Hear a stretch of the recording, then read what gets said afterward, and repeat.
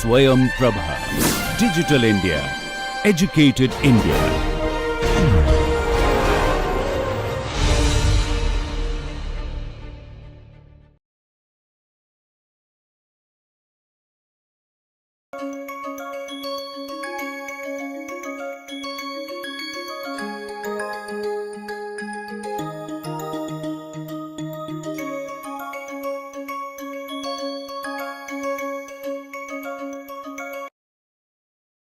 So, let us figure out how non-owners owners are going to be influenced through this word of mouth in our model. So, let us try to achieve that. See, for the word of mouth to spread initially, there has to be somebody who has actually owned it. So, let us assume there is no advertisement, only the red circles are available. So, we will make an assumption that owners, whatever initial value is strictly greater than 0. That means there is at least some owner, right, and only the people who own it can actually give a positive or some feedback on that. Okay. Until then, if nobody owns it, there is nobody to give a feedback on, because nobody knows that product even exists. So, we will assume that there is some owners already available. Now, we are assume the population to be homogeneous. You can imagine this entire classroom, and people are going to be interacting with each other. So, let us assume that some amount of population you are going to be interacting with.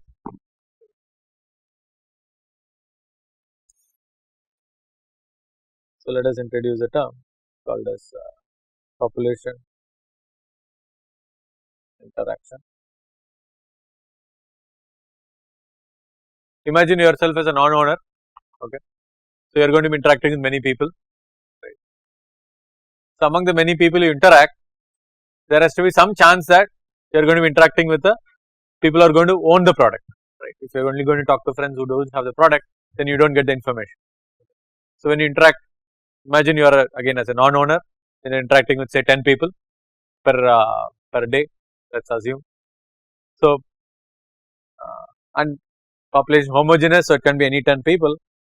So, this population interaction, you may get you may be tempted to buy or may become aware of the product if you by chance meet a person who owns the product. So, then we will have a thing called as probability of contact with owner. What is the probability you are going to actually meet a person who has the product? And even if you meet a person with the product, you are not going to immediately go and buy it. You may think of other factors like price or quality or current cash in hand and your own inclination to buy the product, etc. So, let us just capture all of that by a simple parameter called as probability of buying. So, with these few, let me try to define the buying rate.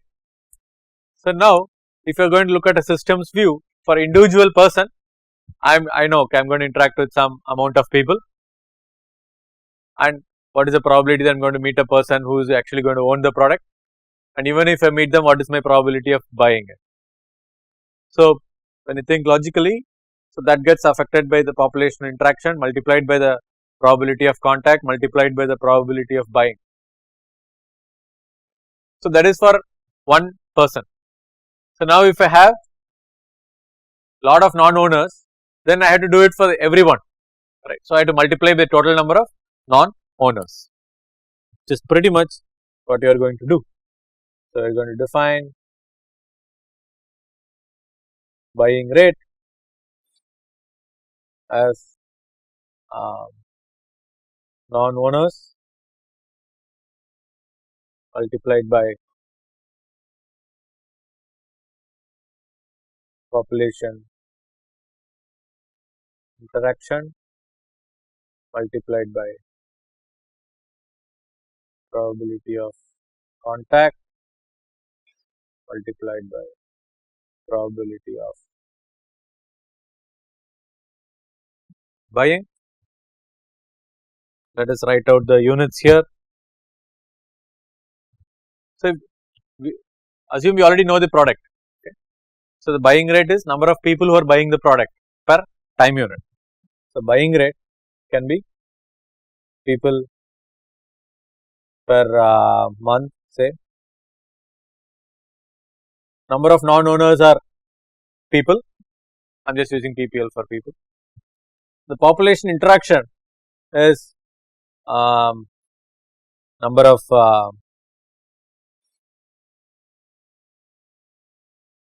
number per month. Probabilities are dimensionless. Values right here. So, how do we get the probability of contact? Again, remember total population is conserved, right? So, if I know how many owners are there, the probability I am going to meet owner is number of owners divided by the total population, correct. So, the probability of contact will be nothing but owners divided by non-owners plus owners, right. That should be the probability I am going to meet a owner, right. The proportion of owners that are there in the group, and probability of buying will assume we know some value there.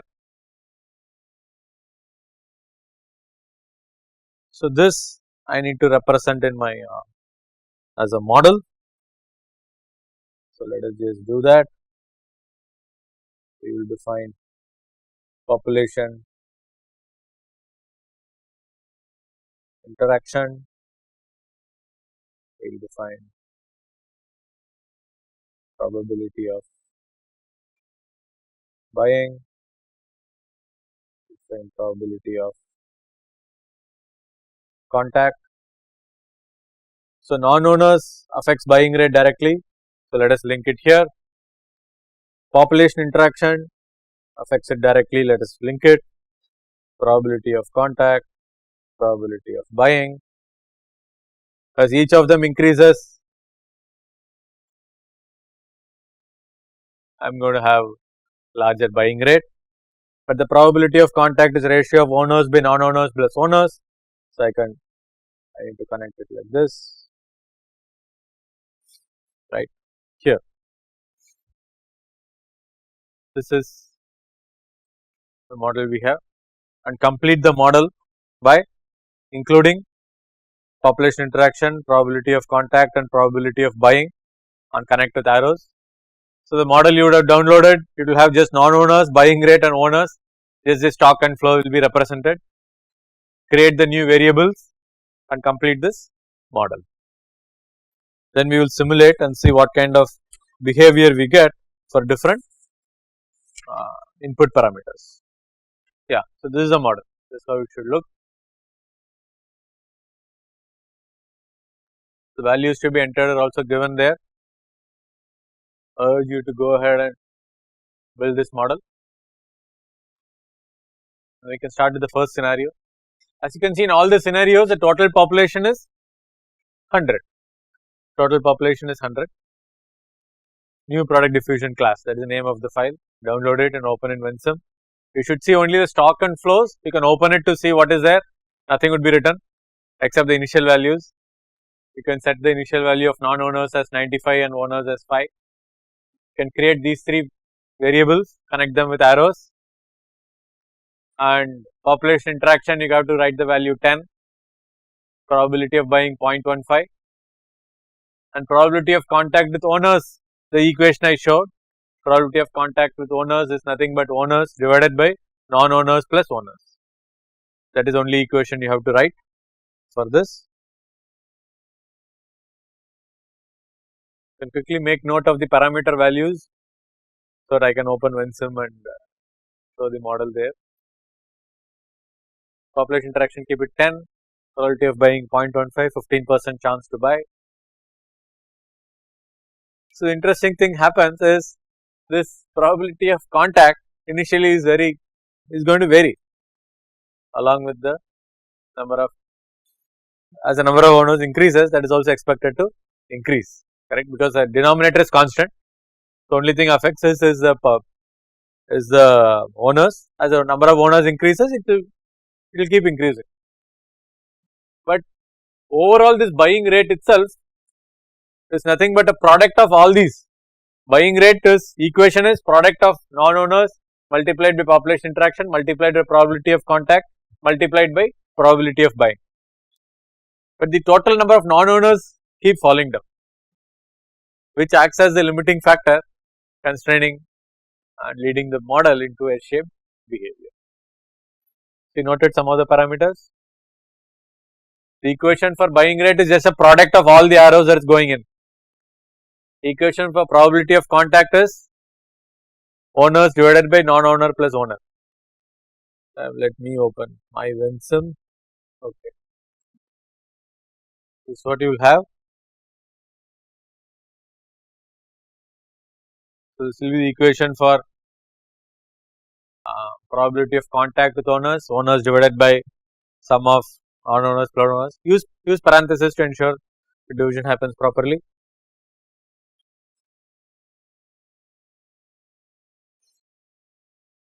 Buying rate is nothing but a probability, the product of all the parameters, all the variables that is linking into the rate.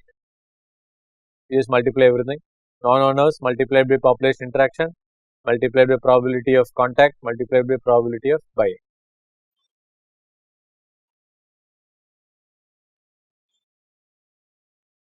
You can check the initial values. Non-owners is 95, owners is 5.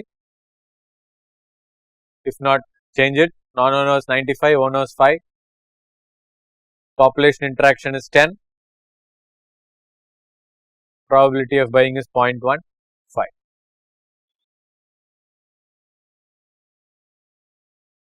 If you run the model, click buying rate, click causes strip after you run the model.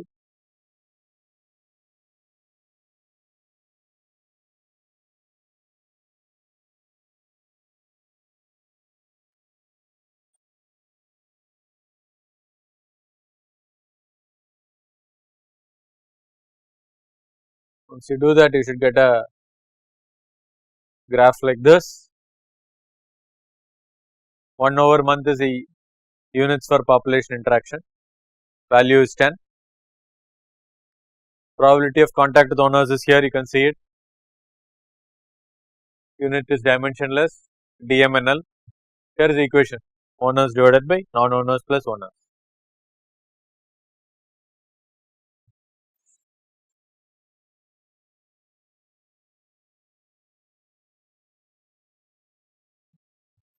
If you got this, you can play with other values, make owners as 0, non-owners as 100. Since non-owners are 0 and we are multiplying it, there should not be any behavior, that is unstable equilibrium. We need at least one owner for the entire system to start. So instead of buying it, you can assume things like it is say spread of some infectious disease. One guy gets it and then everybody gets it. So since everybody is healthy, then nobody gets it. It will be a similar model. You can try with larger values. Ensure the sum of owners and non-owners initial value is 100. Suppose you have non-owners as 95, or rather non-owners as just 5, owners as 95. That means only 5 people have not bought it. You can see what will happen if you just reverse it. The expected behavior in that case is it should just asymptotically converge. You may not get a growth, it will just increment, it will asymptotically converge to the value. You can try that. How many got it? Same number of hands. I hope there should be more hands every time I ask. You can play with it. Let us take the non-owners as say 60, owners as 40. Again we can run the model.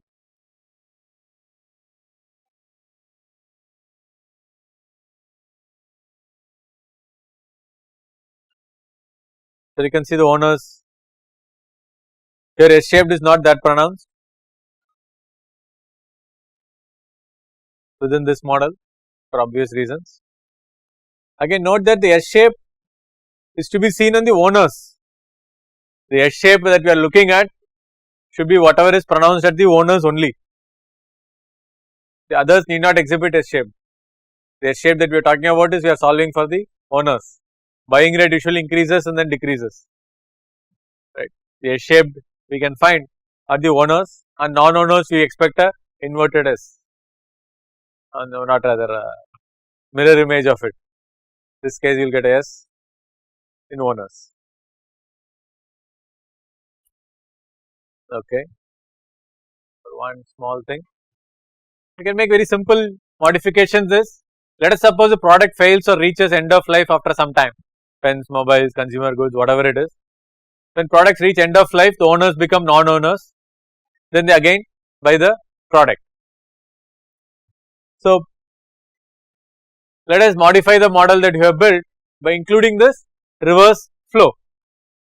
Again, as you can see here, there are two rates that is affecting non-owners and owners.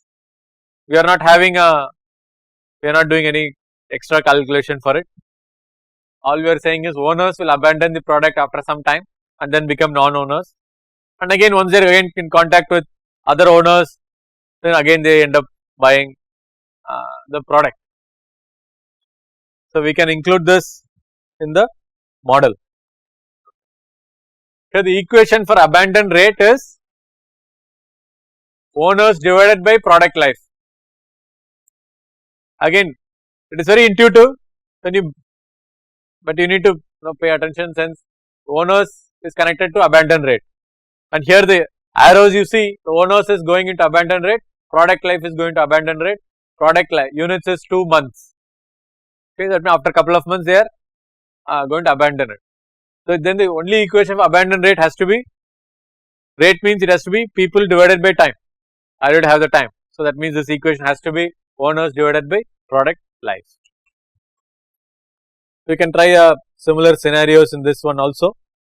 Let's so the abandon rate here is owners divided by product life. Owners initial value is 5, non-owners initial value is 95. Then I simulate this model. Once you finish it, you can do it. You click owners, you will find that the owners saturate at a much lower value of maybe 67 or something,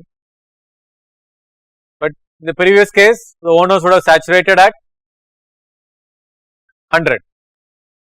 When there is no returns rate, the owners would have saturated at 100, you can check that. That means all non-owners will eventually become owners, non-owners will drop to 0, owners will peak at 100. But you have any external flow, that means you cannot reach the stated capacity. Some people always come back, that value is stops at 67. So, let me just stop here, and if you have any questions you can ask, or please try out this model and complete it.